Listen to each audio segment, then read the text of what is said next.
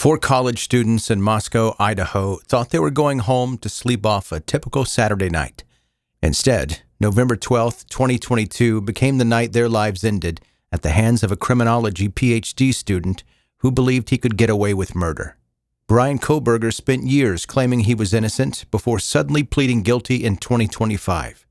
Today, we're covering the whole story, from the investigation that caught him to why he finally confessed. But before we get into any of that, let's talk about who Xana, Ethan, Maddie, and Kaylee really were.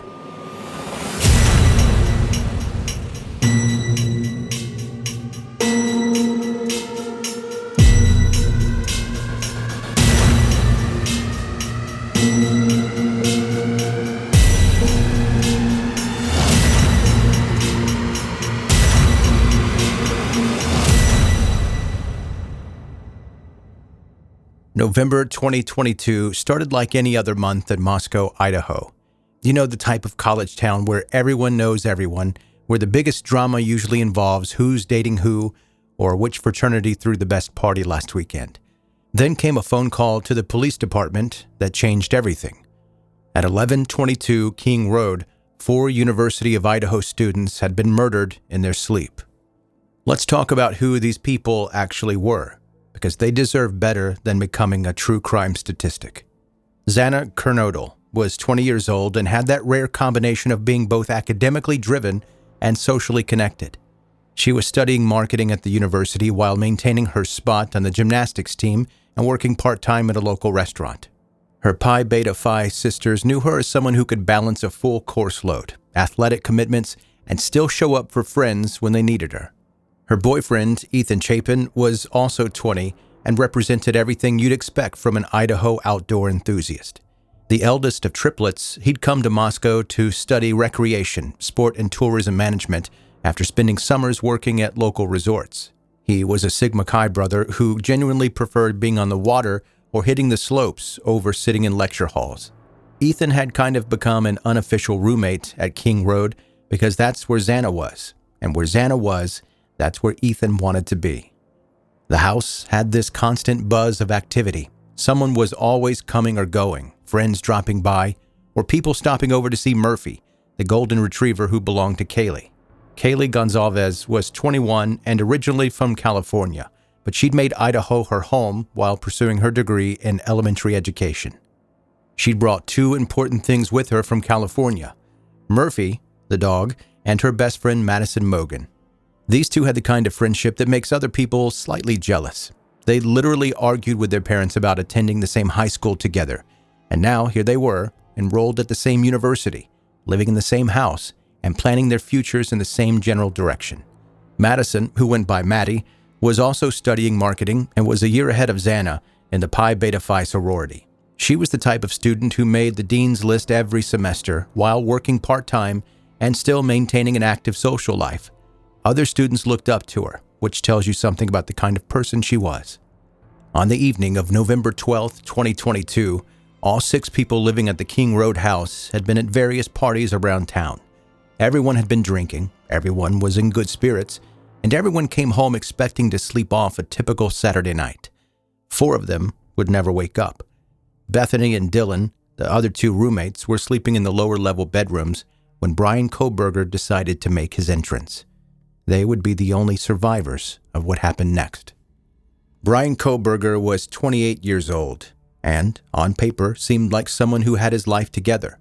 He'd grown up in Pennsylvania, earned his bachelor's degree in psychology, then went to get his master's in criminal justice from DeSales University. At the time of the murders, he was pursuing his PhD in criminology at Washington State University. But here's where the facade started cracking. Bryan had applied to be a graduate researcher with the Pullman, Washington Police Department and had been rejected. Instead, he'd taken a position as a teaching assistant, which he seemed to use primarily as a way to interact with female students who were essentially captive audiences. The people who knew Bryan described him as someone who made social situations uncomfortable. He was the guy who sat alone at parties, the one people made polite conversation with before finding excuses to leave. Women, in particular, seemed to sense something off about Bryan. The owners of Seven Sirens Brewing Company had actually banned him from their establishment after multiple incidents where he'd been inappropriate with female employees. The owner, Jordan, recalled having to confront Bryan about his behavior. Quote, "I wanted to talk to you real quick and make sure you're going to be respectful this time, and we're not going to have any issues."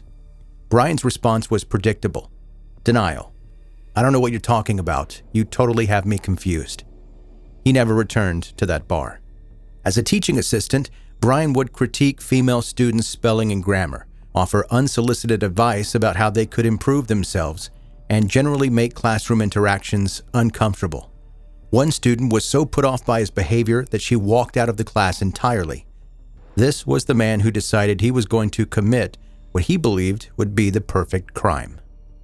Bryan entered the house through a back sliding door that, due to the way the house was built into a hill, put him on the second floor of the structure.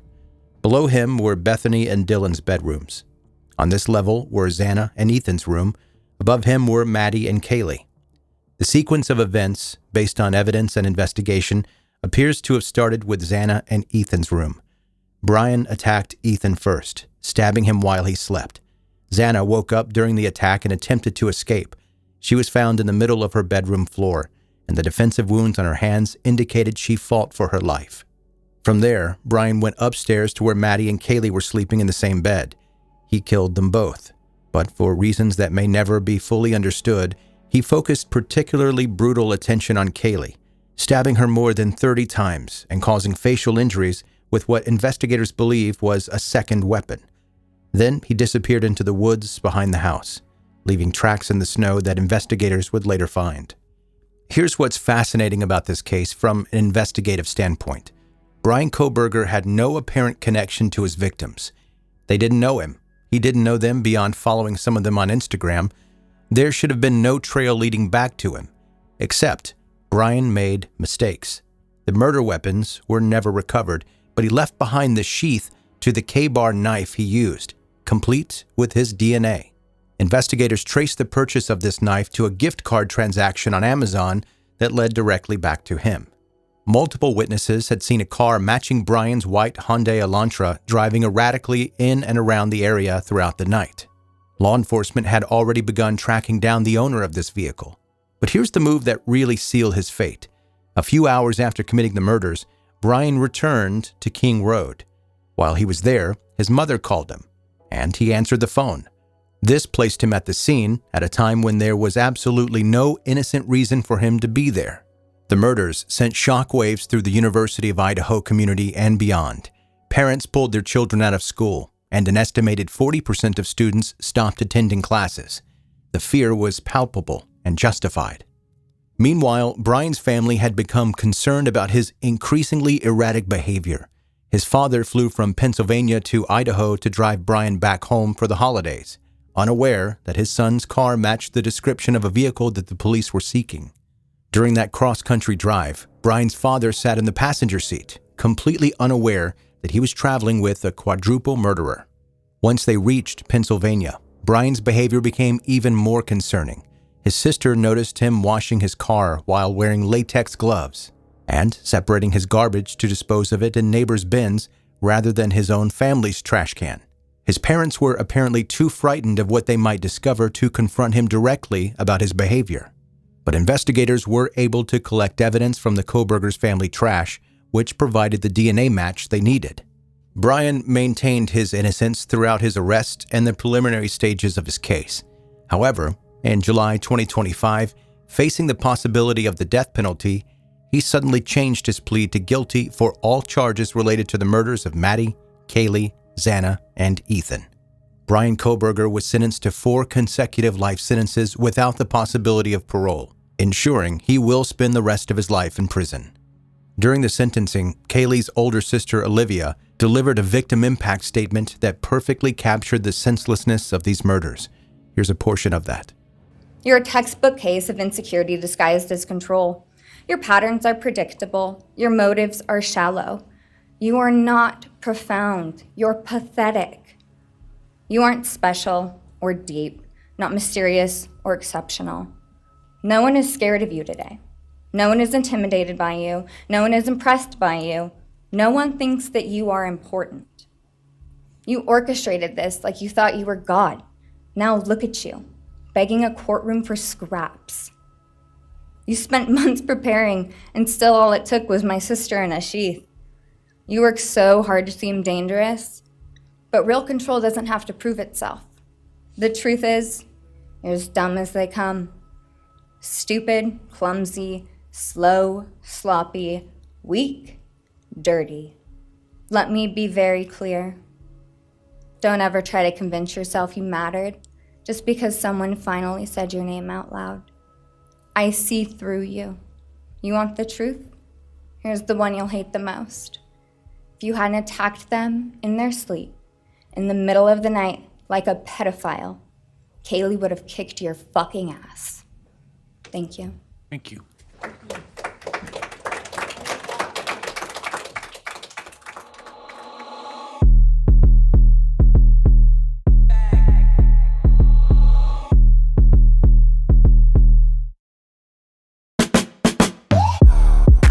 Thanks for listening to 10-Minute Murder, bingeable true crime stories.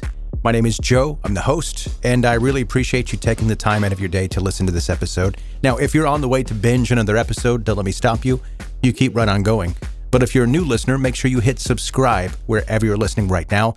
You can also check the show notes of this episode to find links to where you can follow on social media, or go to 10minutemurder.com.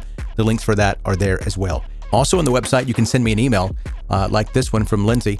Subject, podcast routine. Hi, Joe. Your show is the highlight of my dog walks. I love how you handle sensitive topics without getting sensational about it. Quick question. Do you have a special routine or anything specific you do before recording your episodes? Or is it pretty much just hitting record and going for it? Keep up the awesome work. Lindsay K. from Wisconsin. And Lindsay, really, there's no routine. When I find the time to record these episodes, I have a little area in my house that I've dedicated to nothing but doing this. So it's sound treated so that you don't hear a bunch of echo in the room. And I just come and plop down here behind my computer and I get to it. Now, I do bring a drink in, actually 2 drinks. One of them is usually a Diet Pepsi. And don't come at me for drinking Pepsi. I get it, you don't like Pepsi. That's cool. I love Pepsi. And the other one is room temperature water. When you talk a lot, you need to take a drink of something, and that drink that you take, if it's cold, it tightens your vocal cords and your voice can get too high, or if it's warm, it can loosen them and your voice gets too low. So room temperature water seems to be about the best thing to keep it consistent from one thing to the next. So no, I don't really have a routine other than that. I take my shoes off because I'm more comfortable without my shoes on, usually. But that's it. Thank you for the email, Lindsay, and thank you for listening to 10-Minute Murder. See you next time.